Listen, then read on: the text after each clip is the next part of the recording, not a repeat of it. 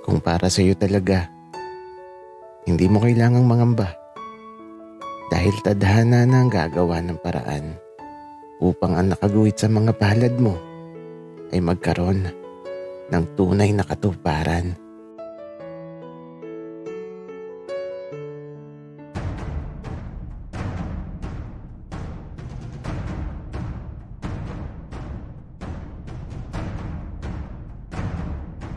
Kaibigan, huwag mong kalimutan mag-subscribe sa aming channel at huwag din kalimutan i-click ang notification bell at subscribe button. Subscribe na!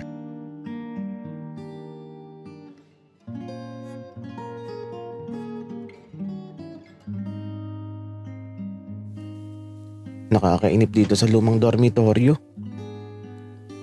Pagka-uwi kasi namin ni Kurt, eto, nakaupo lang talaga kami sa mahabang upuan sa sala. Tapos, sumabay pa yung mainit na panahon. Kaya eto, nakakapanlambot talaga. Nakakatamad kumilos. Ang init kasi.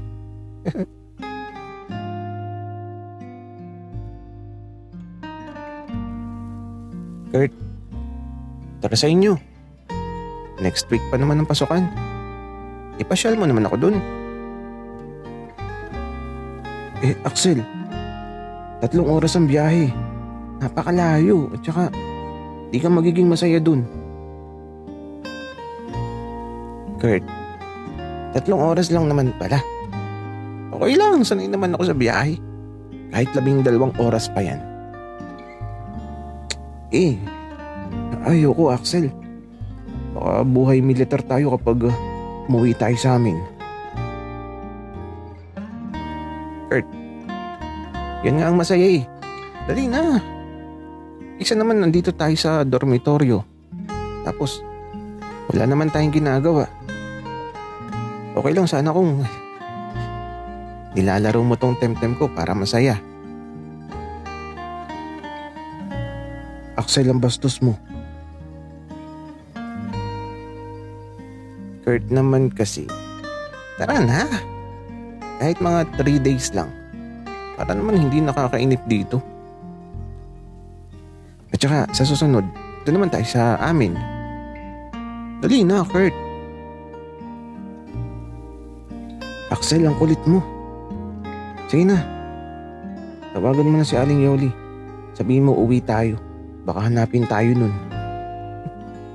Kurt, ang lakas ko talaga sa'yo.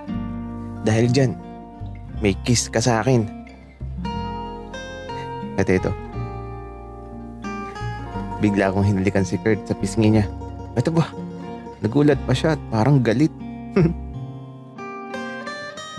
Axel, ano ba? Nakakainis ka naman eh. Huwag mong gagawin yan kapag nasa bahay tayo. Kurt, gusto mo din naman. Kunwari ka pa. Pero sige, tatawagan ko muna si Aling Yoli para makalis na tayo.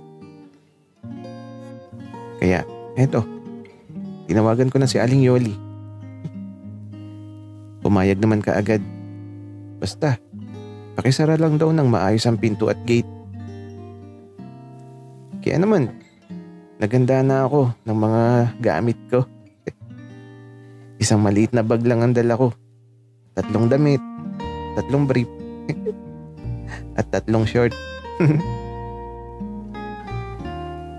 At si Kurt naman ito. Telepono at napakaliit na bag lang ang dala niya. Kasya lang yung telepono dun sa maliit na bag.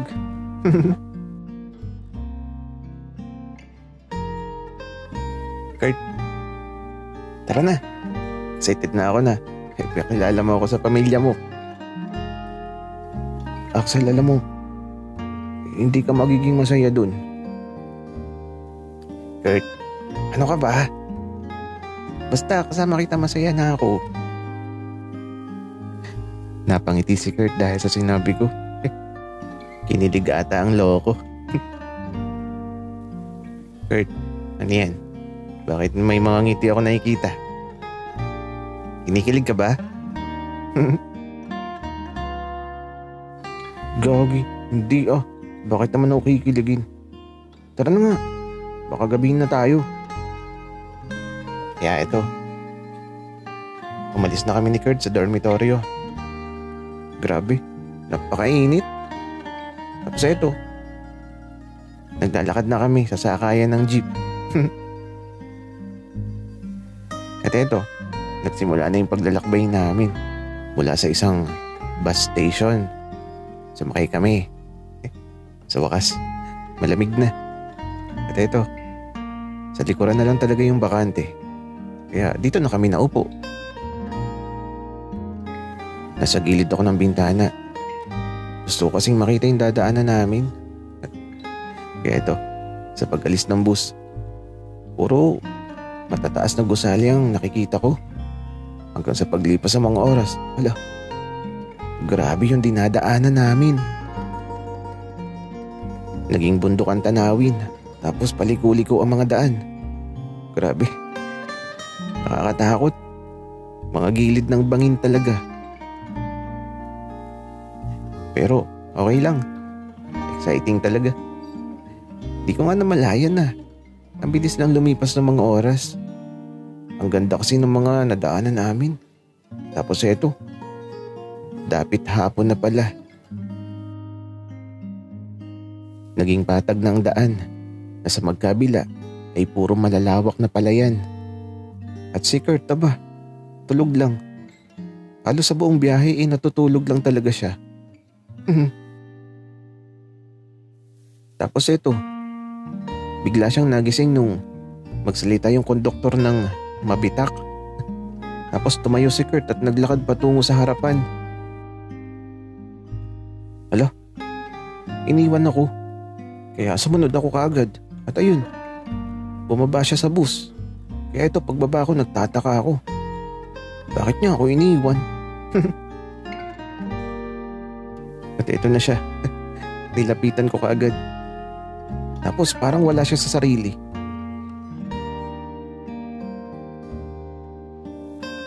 Sorry Axel, nabigla ako. Ang sarap kasi ng tulog ko. Tapos biglang tumakbo ka na daw pababa sa panaginip ko kaya hinabol kita.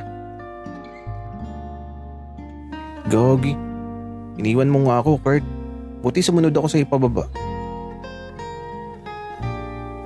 Sorry na Axel. Tara na, malapit na tayo sa bahay, isang sakay na lang. Kurt, mga ilang oras pa? Axel, mga 10 minuto na lang. Tara na, magabang tayo ng pwedeng sakyan. Kaya ito, mula sa isang kanto, nakatayo lang kami. Tumidilim na tapos walang nadaan na tricycle. Yun daw ang sasakyan namin eh. Hanggang sa, eto, may nakita ako na parang pamilyar. Si Big Boss ba yun? Nakamotor siya na red. Kaya naman eto. Tinawag ko talaga siya. Tumigil naman si Big Boss. Tapos ito, mukhang nakilala niya kami ni Kurt. Oh, sakay na. Alam kong pauwi na kayo. Ako ang writer kaya good luck na lang sa inyo. Kaya ito, nakiangkas na kami. Cute pala ni Big Boss sa personal. At eto, siya pa talaga yung naghatid sa amin sa bahay ni Kurt. O siya, nandito na tayo sa inyo, Kurt. Good luck na lang sa'yo.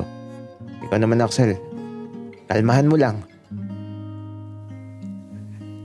Grabe talaga si Big Boss sa advice niya.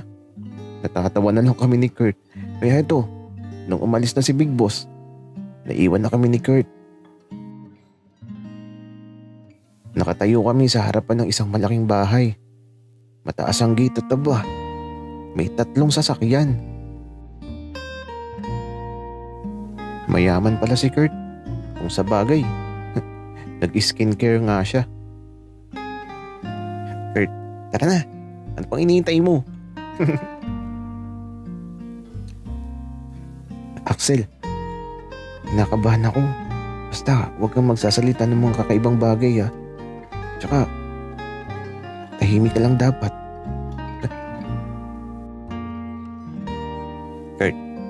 Promise, wala akong sasabihin. Tara na. Pakilala mo na ako.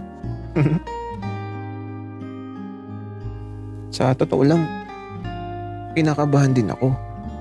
Pero mukhang exciting naman. Ang sarap siguro matulog mamaya na katabi si Kurt sa silid niya. Tapos, alam niyo na ang mangyayari. Putukan sa silid niya.